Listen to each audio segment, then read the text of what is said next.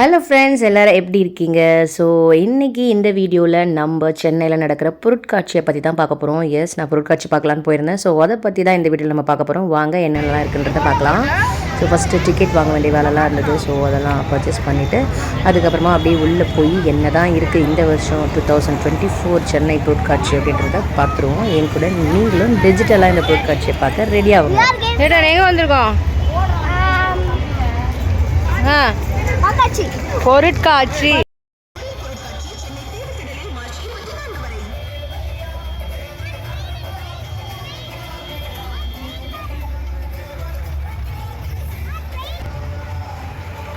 உள்ள எல்லாமே நல்ல சூப்பராக செட்டப் பண்ணி வச்சுருந்தாங்கங்க. செம்மையாக இருந்தது எல்லாமே பார்க்கும்போது.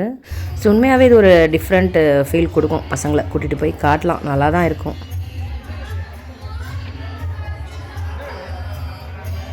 இந்த குட்டி குட்டி ஷிப் செட்டப், அப்புறம் இந்த மாதிரி சின்ன சின்ன இந்த போட் செட்டப்பெல்லாம் பார்க்கவே ரொம்ப நல்லா தத்ரூபமாக பண்ணியிருந்தாங்க. ரொம்ப அழகாக இருக்குது. இதை பண்ணுற இந்த வேலைப்பாடுகளுக்காகவே நம்ம அவங்களுக்கு ஒரு ஹைஃபை கண்டிப்பாக கொடுக்கலாம். குழந்தைங்களுக்குலாம் ரொம்பவே பிடிச்சிருந்தது. ஏடன் வந்து இதில் ஏதாச்சும் ஒன்று எனக்கு தருவாங்களா அப்படின்னு கேட்குற அளவுக்கு ஆகிட்டான். நல்லா இருந்தது பார்க்கும்போது. நல்லா என்ஜாய் பண்ணலாம். நிறைய மீன்கள் வச்சுருந்தாங்க. ஃபிஷ்ஷு அது தனியாக ஒரு ஸ்பாட்டில் இருந்தது. ஸ்பெஷல் தான். நான் இன்னும் ஒரே ஒரு விஷயம் சொல்லிக்கலாம் அப்படின்னா, நம்மளை பொறுத்த வரைக்கும் நம்ம இதை நிறைய ஆல்ரெடி பார்த்தாச்சு, சின்ன வயசுலேருந்தே பார்த்துருப்போம்.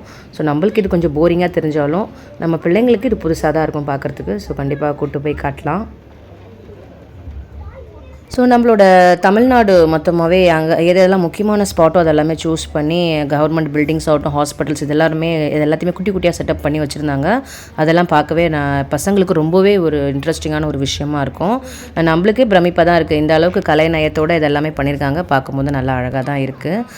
அந்த ரோடெல்லாம் ரெடி பண்ணியிருக்கிறது எல்லாமே, அதே மாதிரி சென்னை சிட்டியோட முக்கியமான பிரிட்ஜஸ் எல்லாமே கூட மினியேச்சர் பண்ணி வச்சுருந்தாங்க. ஸோ அது எல்லாமே பார்க்குறதுக்கு உண்மையாகவே சூப்பராக இருந்தது. பசங்களுக்கு ரொம்பவே இன்ட்ரெஸ்டிங்காக இருந்தது. ஸோ நான் எல்லா ஸ்டாலையுமே அவனை கூட்டு போயெல்லாம் காட்டல.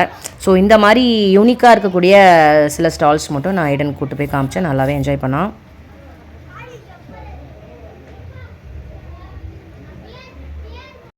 நம்ம சென்னையிலே இருந்தாலுமே ஒரு முக்கியமான விஷயம் தெரியுமா, இன்னுமே நானுமே போயிட்டு செம்மொழி பூங்கா விசிட் பண்ணல. ஸோ அந்த செம்மொழி பூங்காவே நான் இங்கே வந்து மினியேச்சரில் தான் ஃபஸ்ட்டு பார்த்தேன். ரொம்ப அழகாக பண்ணியிருக்காங்க. ஸோ கண்டிப்பாக லைவாக போய் பார்க்கணும் அப்படின்ற எண்ணம் வந்தது. ஸோ அந்த செட்டப் வந்து எனக்கு ரொம்பவே எனக்கு அட்ராக்டிவாக இருந்தது. ஸோ நிறைய மினியேச்சர்ஸ் பாருங்களேன், எவ்வளோ அழகாக இருக்குல்ல. அதாவது இந்த பொம்மைகள், குட்டி குட்டி சொப்பு, இதெல்லாம் இன்னமும் பிடிக்கிற சில பேர் இருந்தீங்கன்னா, லைக் என்ன மாதிரி 90s கிட்ஸ், உங்களுக்கு இந்த விஷயம் வந்து ரொம்பவே பிடிக்கும். கண்டிப்பாக போய் பார்த்து என்ஜாய் பண்ணுங்கள்.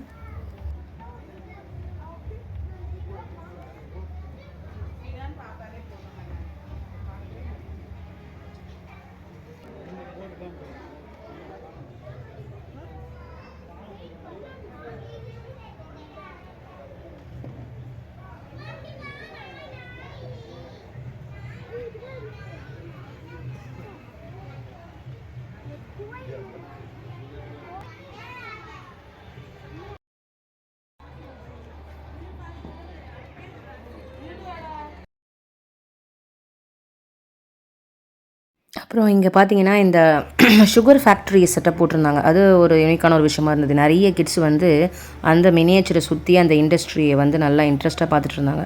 சுகர் வந்து எப்படி ரெடி ஆகுது கரும்புலேருந்து அப்படின்றது. அந்த டிஸ்பிளே வந்து ரொம்பவே ஒரு எஜுகேஷ்னல் ஒரு வீடியோவாகவே அந்த செட்டப் இருந்தது. பார்க்கவே ரொம்ப சூப்பராக இருந்தது. பெரியவங்களுக்குமே அது பிரமிப்பான விஷயம் தான். நானே வந்து கொஞ்சம் அதை இன்ட்ரெஸ்டிங்காக தான் பார்த்தேன். ஸோ அந்த செட்டப் வந்து நல்லா இருந்தது. பழைய காலத்து வீடு, பழைய காலத்தில் நம்ம யூஸ் பண்ண பொருள்கள், இதெல்லாமே இங்கே ஒரு கலெக்ஷனாக கொண்டு வந்து வச்சுருந்தாங்க. அதுவுமே கொஞ்சம் அட்ராக்டிவாக தான் இருந்தது எனக்கு. இதெல்லாம் பார்த்திங்கன்னா, நான் சின்ன வயசில் எங்கள் பாட்டி இந்த மாதிரி ட்ரங்க் பெட்டியெல்லாம் வச்சுருக்கோம்.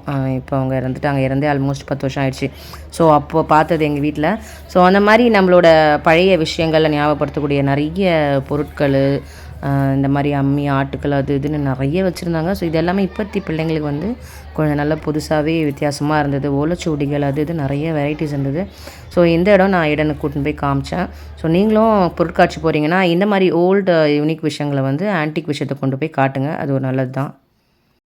ஸோ குழந்தைங்களுக்கு ஸ்போர்ட்ஸை வந்து முக்கியத்துவமாக காட்டணுன்றதுக்காக அதுக்கு ஒரு டிஸ்பிளே வச்சுருந்தாங்க. ஸோ எல்லா வெரைட்டி ஆஃப் ஸ்போர்ட்ஸ் என்னென்ன இருக்கோ அதெல்லாமே அங்கே டிஸ்பிளே பண்ணி வச்சுருந்தாங்க. ஸோ அதெல்லாம் பார்க்க நல்லா இருந்தது. ஸோ அதையும் கூப்பிட்டு போய் காமிச்சேன். பசங்களுக்கு ஒரு ஸ்போர்ட்ஸில் இன்ட்ரெஸ்ட் வரணும் அப்படின்ற ஒரு எண்ணத்தில் பண்ணியிருக்காங்கன்னு நினைக்கிறேன்.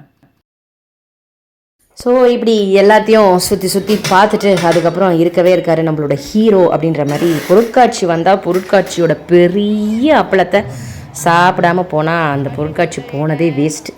ஸோ நான் அந்த மாதிரி ஒரு அப்பள ஸ்பாட்டை கண்டுபிடிச்சி அவர்கிட்ட அப்பளத்தை ஆர்டர் போட்டு அவ்வளோதான் வெயிட் பண்ணிகிட்டு இருந்தேன். அவர் அந்த பெரிய கடாயில் தூக்கி போட்டு அந்த அப்பளத்தை அப்படியே பொரிச்சு எடுத்தார். செம்மையாக இருந்தது. ஒரு அப்பளம் வந்து 70 ருபீஸு.